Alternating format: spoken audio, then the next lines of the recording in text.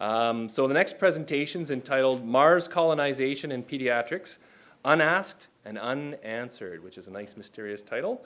And presenting is Nicholas Gilman and Alberto Jacir? Yeah, very good. Take it away. Good afternoon. Thanks for having us. I'm Nick Gilman. I'm a pediatrician from University of Colorado and Denver Health, where I'm an instructor. And my colleague?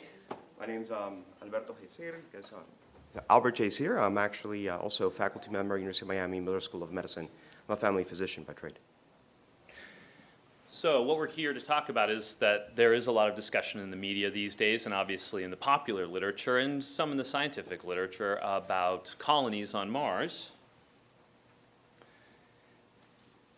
And when we talk about colonization, we are talking about we're using a term that actually at its root refers to offspring and being a sustainable population. So in order to be a colony, it's at least acceptable to say that we're expecting to have children. And I think that is going to bring up some unique questions in relation to a very different environment where kids will be growing up compared to our own, and how do those different stressors, those different forces that we evolved under, how are those different if we are raising children in a completely different environment? Radiation, gravity, and so on. So we're trying to do a format, kind of a question. So it'll be a conversation between colleagues. And that way, because here the whole point of the talk is that there's answers we can only suppose, but the questions we can ask. And with the current knowledge of physiology, anatomy, social science, and development of the child, we can make very serious and valid questions and then validate assumptions on how can we address that, especially in the healthcare and the raising of a child. So with that said, my first question to you, Nick. Yeah. What evidence have you seen for any robust research on Mars on child rearing and offspring? So I worked with one of the librarians at the University of Colorado to answer this question, because she had a very good tested system for searching the literature using a pediatric search, validated search measure and protocol. And we pretty much found that while there's some pretty robust data on physiology in general basic sciences from ISS, and that's the majority of the work, and everything else basically comes down to expert opinion, which in medicine we always talk about expert opinion. When we're using the term opinion, that means that there is no working evidence behind it other than people's experience and so on, which is incredibly valuable. But I think that's how we get to the questions to ask. That doesn't get us to the answers. This was a little bit off format. Yeah.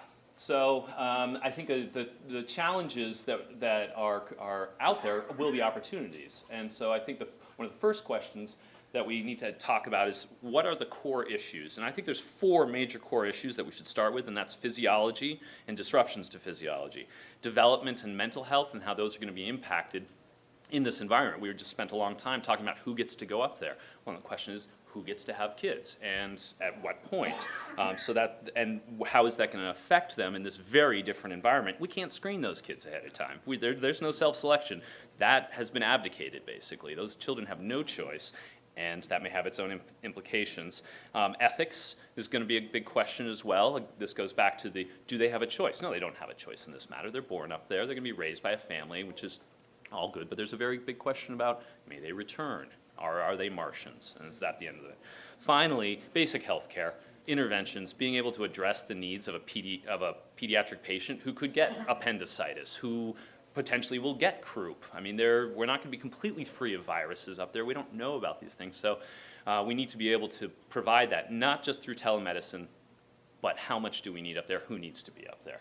So let's start with physiology. I'd like to hear from Albert about bone metabolism, bone growth, musculoskeletal questions. How is that going to be impacted? So thank you for the question. And the fact is that if we look at how bone develops, if whoever you in the crowd maybe know about human physiology, bone growth, osteoporosis.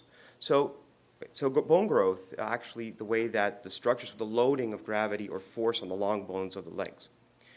This actually triggers a physiological response to put the actual bone into the cartilage, so it's basically hardening the resin, so to say. And this only happens in part because of metabolic as well as hormonal reactions, but it has to do with the weight loading. So the issue here is that although we know that in microgravity, osteoporosis is a thing, thus why the International Space Station has turned into a virtual gym and a physiology lab, which is wonderful, and has given us answer to microgravity. And although we have a regimen of exercise to minimize that, the question is how much of that exercise is going to be possible for adults to start with on Mars to be able to keep that bone density due to the lower amount of gravity, 30%. But children, and the important thing is when they grow up and they are to develop themselves, they actually develop under our gravity. And the thing is that the muscle strength, the core muscle strength of the body as a child develops from phase of lifting the head, arching the back, sitting up, standing, and walking, all that is against gravity. And we have that timed here over years and years of research, and we have the Denver Developmental Scale that actually says on time was at 2 weeks, at 4 weeks, at 6 weeks, at 8 weeks, then at 3 months, 6 months, 8 months, 10 months, what those milestones are. Well, we really cannot know what those milestones would be on Mars, but we can fear that due to the amount of gravity, possibly the core strengthening will be an issue, or there will be a delay in that. And thus, we have to think of the infrastructure. So do we have some basic measurements already that we could use baseline? So basically, whoever has children and has gone to the pediatrician, they'll actually do growth charts. And these growth charts are over data that's many, many, many years that go around through a huge amount of population, gives us averages on percentiles for the child's growth. The thing is that the growth, in particular the weight is depending on gravity, but the mass doesn't change. So if we are able to do the math through the raw data of the charts, we now get a percentile of mass. Because obviously the growth charts in children here, regardless of the format that are used, there are various growth charts, especially for weight, that are used. There's the CDC, the World Health Organization, et cetera. That data, that raw data, is in kilograms, especially for them. So we know that we take it into account gravity, we can calculate the mass. So this would be it. So this is the one on Earth. This would the one that your pediatrician will evaluate and look at. Then here we look with the potential taking away the gravity and using the gravity of Mars to calculate weight from the mass that doesn't vary. We have these growth charts. And this is just one of the various growth charts that are utilized, but the raw data is possible to be able to make these conversions. And now we have an assumption of where we are. Where could we do? Would this be valid? We don't know. And obviously, the only way to know is to have a huge amount of children growing up, and then they will modify to what they really are. Thus, the observational experience and the measurement that we do with our population of children here on Earth. So all these are valid questions to be able to consider to be able to even start thinking of starting a colony. The colony, by definition, is self-sustaining. It's procreation. So yes, we have settlers that go there, and they establish a base, and that base established, they start an outpost and a base, and then to call it a colony, you have to be prepared to procreate. And the only way to do that is to have the infrastructure and the resources and the assets to assure the children will be viable. Because they are the whole reason we are here for, is to colonize a planet. If you're not able to have the arguments to sustain healthy children, then the colony is not, there's no longer a conversation about it. So it's very important that these questions we start asking ourselves now.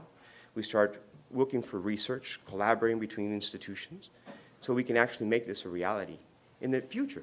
This is the first conversations of even starting to consider what evidence we can extrapolate with growing living beings in a lab somewhere, rats, animals, for example, and see how that fits. But that would be the first thing that we can have some knowledge, and then say, well, then see how it works. The thing is that's still microgravity. We still have to go to a fractionary gravity, and that's where the further conversation moves on.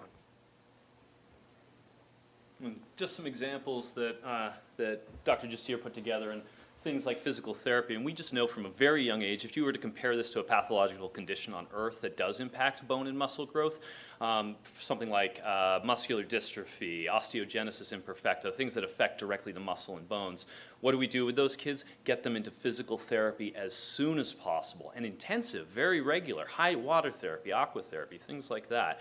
And these types of intensive therapies, potentially even combined with interesting engineering ideas. I heard that someone was talking about using some sort of elliptical system to create increased Gs, and that would be obviously very incredibly expensive and so on. And it's not adapting to Mars. It's trying to recreate Earth on Mars. And so I think that's if we're going to have them up there, we need to recognize that we may not be able to recreate everything on Earth and that we're going to have to adapt our medicine and engineering to that sort of thing. We didn't find a great hydrotherapy one, but I think that water will be really, really important for this because you can increase so much resistance, and that will increase muscle mass and potentially muscles growth will impact bone growth as well and support it. So go ahead. So that we see sort of normal development, and this really demonstrates what Dr. Jacir was saying, is that first baby cannot get here unless it's working against gravity. It is being challenged, and that's why we walk. We have to force ourselves, and our muscles get stronger because we're fighting against gravity. Simply doing this is one of the first questions I ask patients when I see their 2-month-old, or actually, 2 weeks old. Is your baby lifting their head? Can they lift it up? Can they turn it at all? If they can't do that, we're probably going to be looking very closely and starting to talk to a neurologist. But I expect that will be standard on Mars, is getting them to just start lifting their head. And it's going to be a lot easier, potentially. And who knows how that's going to happen, because we don't have any models. We don't have anyone asking the question or figuring out a model that would work. So maybe with intense physical therapy, these children might have actually closer milestones, because we have intense physical therapy to the point that it's less resistance for them, taking the amount of the fraction of gravity on Mars itself, and maybe they might walk sooner. We don't know. So these are all models that, of course, can be predicted through human physiology and study of normal, and then just taking that data and rationally, mathematically calculating depending on the variables.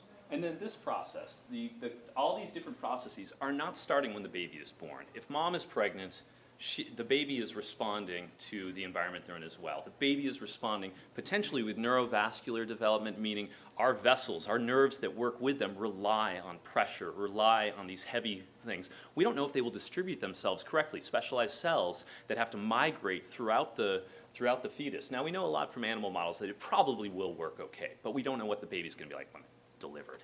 And then the other part is, where's mom going to be this whole time? What's the radiation impact on mom? Radiation impact on mom is radiation impact on baby. Radiation impact on mom's milk is radiation impact on baby. So are we storing them underground? Are we storing them in, what kind of suits are we going to use for a pregnant woman that needs to be protected from radiation? Again, an important, realistic question, because the radiation numbers we're seeing, and we'll get back to this, meet the threshold for malignant changes in children when you ask a radiology safety officer in any children's hospital to say, within less than a year, you're probably going to hit that threshold where you start to see increased malignancy beyond regular background malignancy on Earth, for example. So early on, think about leukemia. Little babies get leukemia here on not an irregular basis. We're really good at treating it. And then it happens again later on during puberty.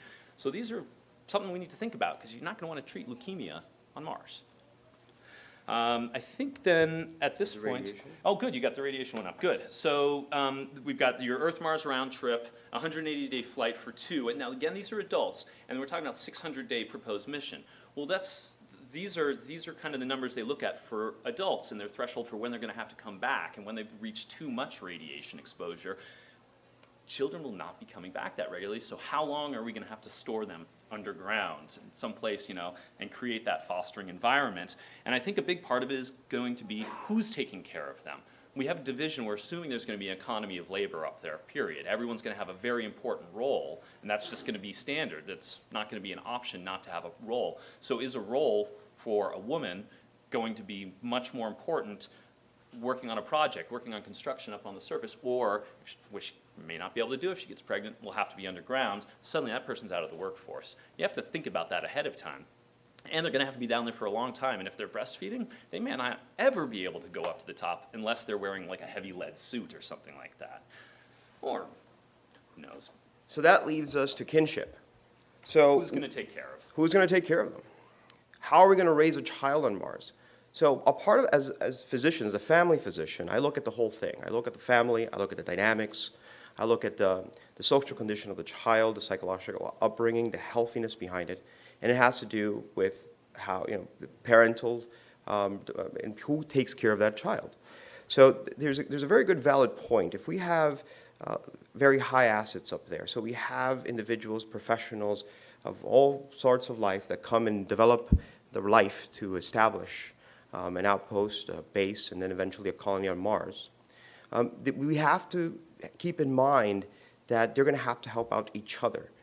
And the fact is that if we are to colonize, the child is the most valuable asset that we're going to produce. It's the return on investment of what we will do, which is propagating our species independently of our planet.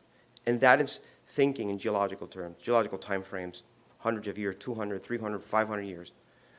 We'll have a footprint on Mars, but we have to guarantee it. And the only way is to take care of the children. And the children, taking that, if everyone who's on the base has a fundamental role that is critical at all point, to keep a habitat running, to keep air running, water running 24/7 in a place we cannot breathe, that means if I am the mother, I will also have a very, very, very crucial role to play for that base or that soon-to-be colony. So who takes care of my child when I go and work? So there has to be a shared responsibility. And we can see that if we return to the basics of how our ancestors, wanderers, as they said, walked out and started in the most hostile environments to thrive.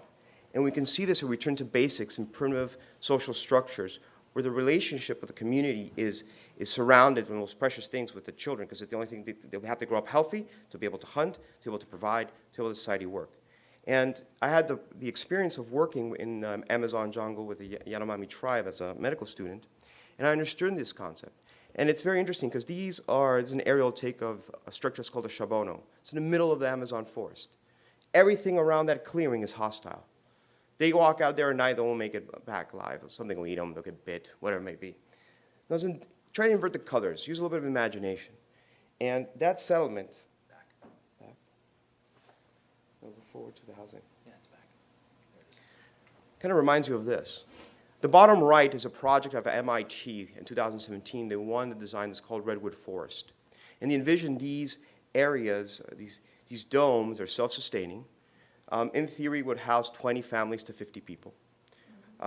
Dr. Zubin wrote in his book, the way in the landscape of for real estate and the land value and calculated areas, approximately 4 acres maybe, square acres. So this is very similar. It's the only habitable bubble within no man's land, similar to what they use these populations in the Amazon. I know, but it's going back to basics, the analogy of how they survive because they keep together and they have a communal structure and helping to move forward the colony or to survive in that situation. And thus, maybe we have to think these colonies, when they're constructed and they're built, and we choose who are they, who are these members who would be the first to establish a successful settlement on Mars, they have to be people who can work together and share the communal responsibility of raising the children. What population are we talking about? Minimums and Oh, so on? so that's a very good question, and there's been a paper from the economics, an anthropologist from the state of Florida. He said very clearly that to avoid inbreeding, there has to be a minimal number, and to keep the genetic pool enough. So the question is, when do we start having fun? When do we start procreating?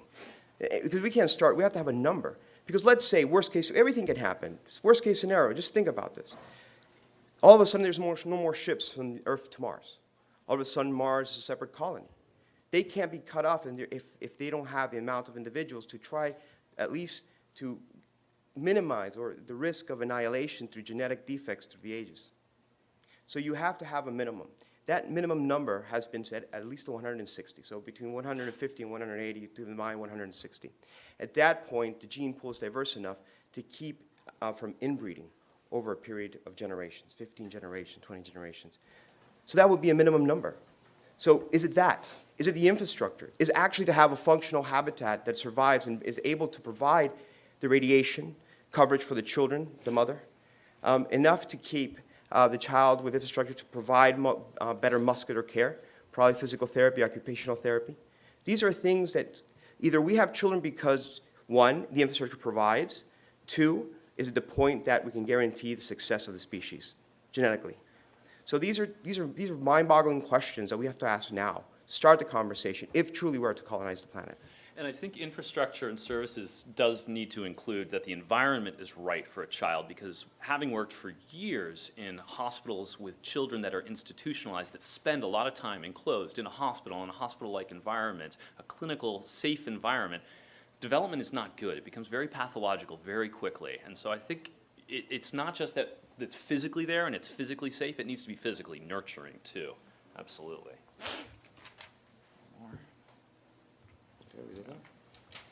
So a special question then becomes, once, let's say the babies do get out of this stage, they move into a very important stage. It's its own area, subspecialty of medicine, that's adolescent medicine. And that's because they are a different creature. They are not a child, they are not an adult. This is a transitionary phase, and it's in medical world, is an incredibly dangerous time. This is when accidents happen. This is when kids don't want to take care of their asthma. They don't want to take care of their diabetes. Let's say that the adolescent, it finds out, hey, I'm on Mars. I'm looking at YouTube videos from Earth of people surfing and rafting and hanging out under beautiful green trees. I am pissed. I don't want to be up here. This is not cool. You didn't ask me. I am going to let all the air out. Screw this place. That is a very realistic concern. And what are we going to do? Are we medicating them? How are we going to secure them? Add to that a little bit more complexity. And very, very realistic possibility, throw in ADHD or autism. Those are challenges that need very specialized therapy and care. And if you're not thinking of that ahead of time, you don't have those kind of services in place, then we're doing the equivalent of ignoring potentially the spark that could be a fire. If we know it ahead of time, you definitely need to address it. And I think that one of the really great parts of this is that these questions that we have to ask, both the ethical and technical ones, but I would say in a lot of ways the technical ones are going to present a lot of great opportunities for research and technology. I'll give you an example. Dr. Jacir has these great questions about bones, so I took them to a physiologist at University of Colorado, a young, very, very bright young scholar there who's getting bone samples, bone biopsy samples from spinal fusion surgeries at the Children's Hospital. And then she's taking those and she's doing microcrystalline CT with them. And has already said she can envision a model where you can compare what we know about microcrystalline calcification and the structure of the bones, but you can also, with my brother-in-law has an imaging system that allows you to look at this at the translational level, so genetic to protein, to RNA to protein, to just show you, is there genetic upregulation of osteoclasts, osteoblasts or osteoclasts, blasts for building those bone, or is there some sort of strange effect on Mars where we're seeing more destruction to the bone? Well, if we can get some nice specimens up there, either on the moon or on Mars, and take a look and see how might be able to do some in vitro studies, and then send them back, have her run them through, maybe even have some local technology to look at crystalline structure. Additionally, for the muscle growth and the mass growth, using calorimeters, an 8-chamber calorimeter is in use at University of Colorado and really provides incredible robust data on whether or not you're accumulating mass properly, efficiently, that kind of thing. So how are we going to kickstart all this? Well, obviously it's investment, it's money, it's private industry, it's coming in, it's innovation, it's us coming together. We can have all the best thoughts, all the great intentions, all the greatest minds together, but the fact is that what's kept the space program motivated over the years is innovation and what can we get from it monetarily. So obviously this is a question that we have to also with that conversation. So in this case, we have the average EVA suit is in the millions of dollars. You imagine changing an EVA suit every 6 months. We have innovation in the market, the Dyson Award for innovation with this expanding clothes, which is waterproof and windproof, for example. A harness that changes with the size of the child to help harness them and keep them secure through all parts of their travels up there. With no car seats, no booster seats. You can put this into any car with a latch system, a latch and hook system, and it grows with them. It's like wearing a backpack that can then be cinched up. So this is just the start of technology that's going on right now to be able to help us move forward in direction, opportunity to find answers to the questions that we have posed here. And only time will tell. The innovation will come from the investment. One month ago, Bank of America had financial analysis of the space industry in 30 years, and conservatively, I read for $1 trillion. And then there's a second that's much higher than that, but that's pretty conservative. So you're talking about an industry that's just waiting there. This is how we're going to get there. The designer of this harness as well is also recognize that when it comes to safety for pregnancy, our harnesses and our cars are not safe in general. What happens when there's a car accident and a pregnant woman, they go into the emergency department, and that's considered a very high level urgency and has to be evaluated. The gentleman that designed this came up with the belly shield, which is about an 8-pound steel plate that the woman sits on with a nice nice comfy cover on it and has a hook system so that you can actually turn any belt system into a harness that sits over the legs instead of, and uses the hips to stop you during an accident, as opposed to your abdomen where you're going to damage the child. And these are being used regularly now. Obstetricians are using them in the. Recently, there was a woman that came into the emergency department where she flipped her car at 7 months pregnant. She was wearing this, and the ER doc was able to clear her in a fraction of the time and said, that saved you your baby, definitely, wearing that thing, as opposed to where the harness was sitting previously would have definitely damaged the baby. So, and this is private enterprise. This was not funded by anyone in government or safety or anything like that. So. Are there some other specific, unique questions we want to talk about in terms of kids on Mars? There are a range of them at this point, but I would say ones that we haven't even gotten to would be questions about vaccinations, both vaccinating for diseases on Earth. Do we need to do that, or is everyone going to be isolated and certified germ-free before they get up there? We're colonized. Right. We are colonized. We're walking around with human herpes virus 6 and human herpes simplex virus, all kinds of things. Varicella lives in us all the time. We're taking it up there with us. So you're probably going to have to vaccinate. And vaccinations may start to include radiation vaccinations. That's one thing they're working pretty heavily on right now. It could be very helpful.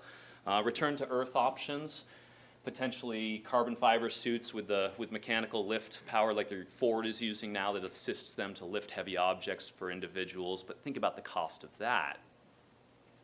Finally, what do we do if we're recognizing that, gosh, this is a disaster? These kids are on ultrasound. They're having birth defects. They're having major, damages to the different organ systems that are just not compatible with life. Or even scarier, what if they are compatible with life? And now this colony has to take care of a child with severe physical disabilities and major needs.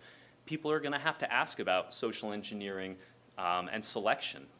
Therapeutic abortion, is that what people are going to want to talk about up there? And that's going to be really hard questions. We should talk before we go up there. I mean, these are all hard questions, but the fact is that the questions are asked here in our society will also come up over there. And the question is, if we want these colonies to be successful, if we want these colonies to thrive, if we want to be a spacefaring species, we have to ask these very hard questions. So who do we ask these questions? Do we build a team, a consortium? Maybe we have to just, right now, a blog. Right now, a blog. So we are hunting down different people that are interested in the medical world. Their jaws drop because, quite frankly, they're ignoring this. And so when I bring it up with them, they say, wow, I really didn't expect you to go there. But yeah, let's talk about it. This is an interesting question. You're right, no one's asked it. So with that, questions? Questions?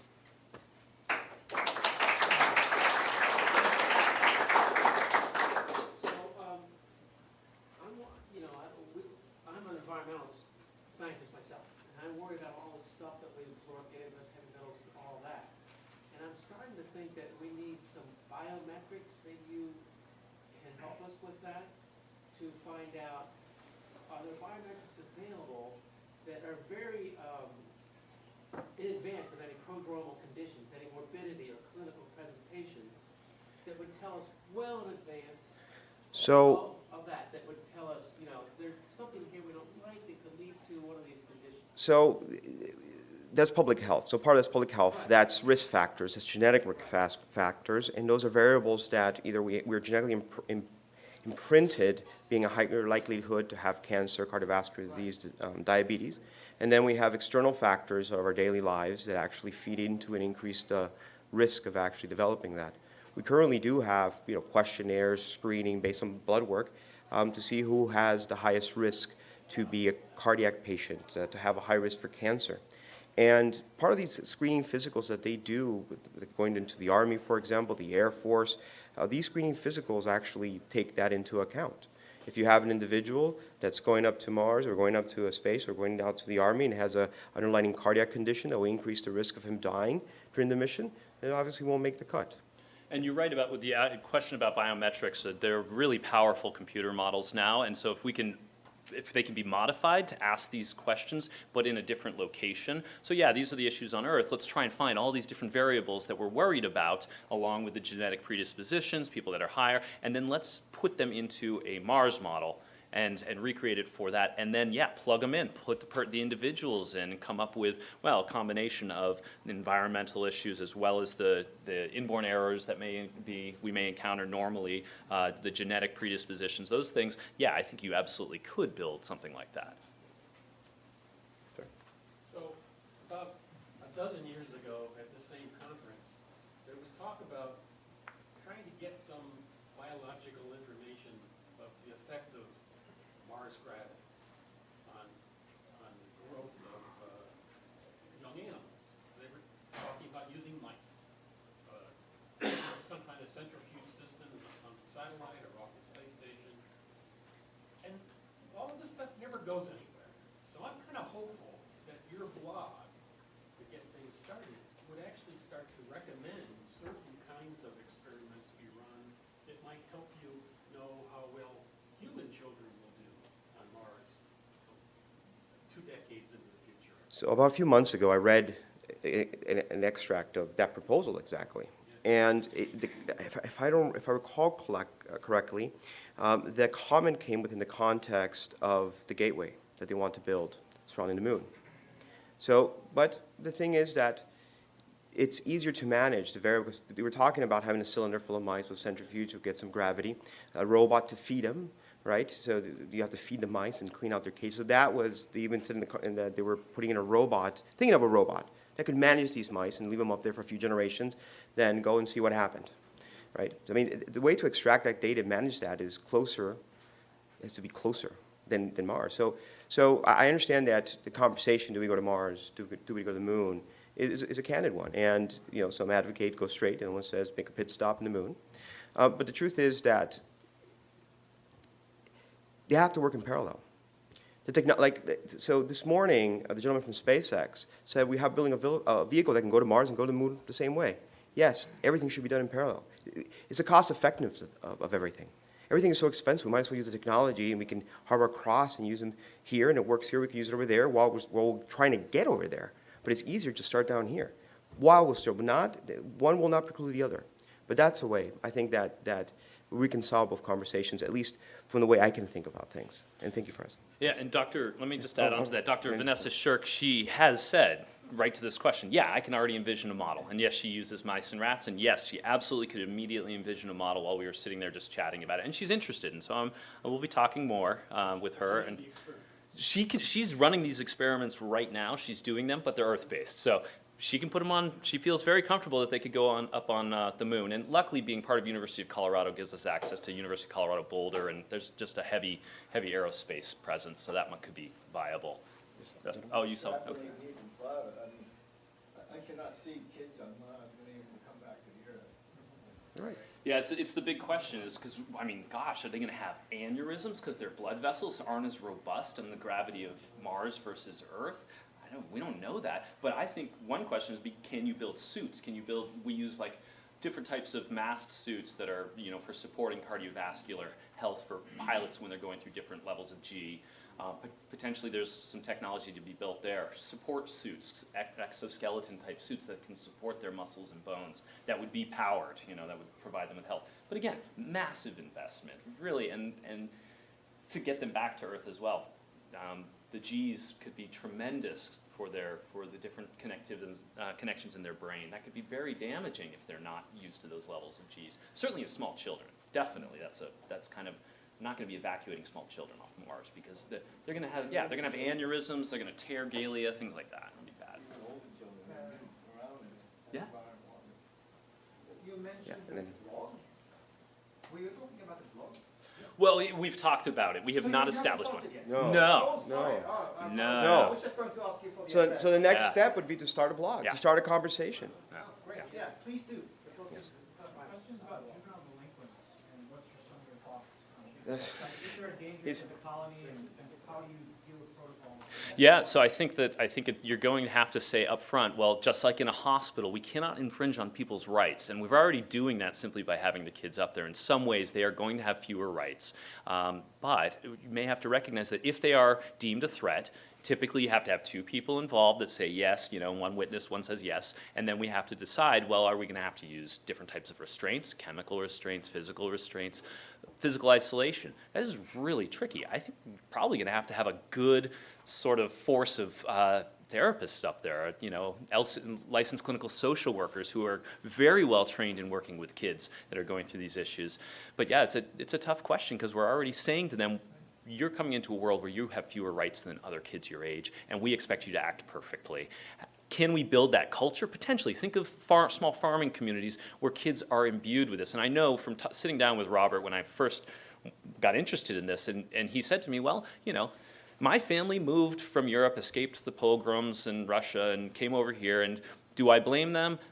No. Can I really go back to Russia and live there? Not really. But I'm okay with it. It's something better. So you can make that argument, but you've got to convince the kid as well. So build the culture, and hopefully the kid will go So on. maybe just take one more, Yeah. Kurt?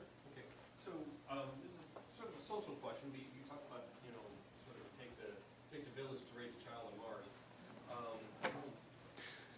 In terms of birth rates and controlling who has children, and not just as an individual choice, but, probably the demographic of people that will go there is the demographic that we've seen plunging birth rates in various advanced countries, highly educated, double career people.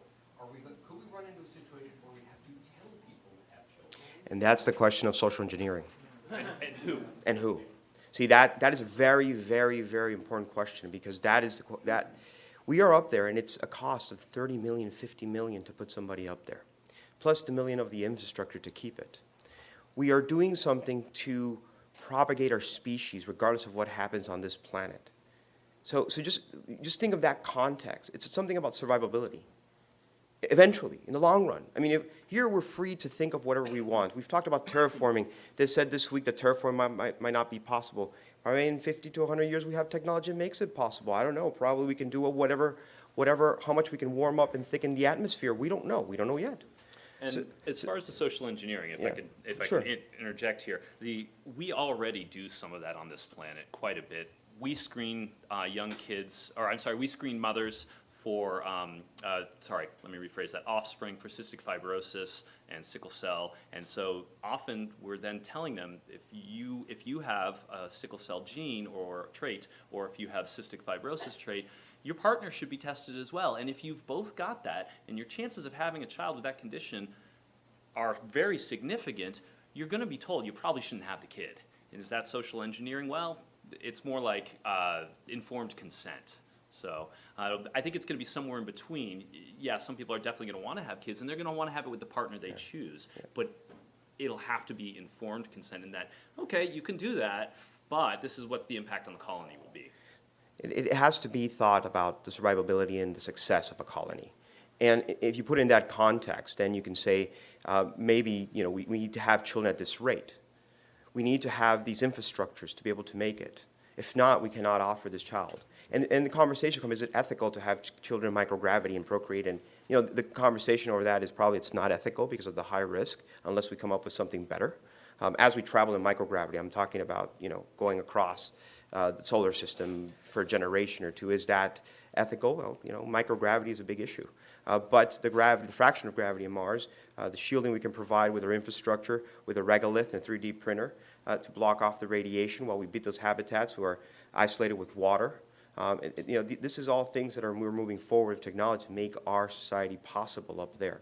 And if we have to plan it out, then it's a big question. As a species, should we plan it out to maximize the success? So let's, I think we need to cut it off there, but I really enjoyed your interplay back and forth. That was a great tag team pair presentation.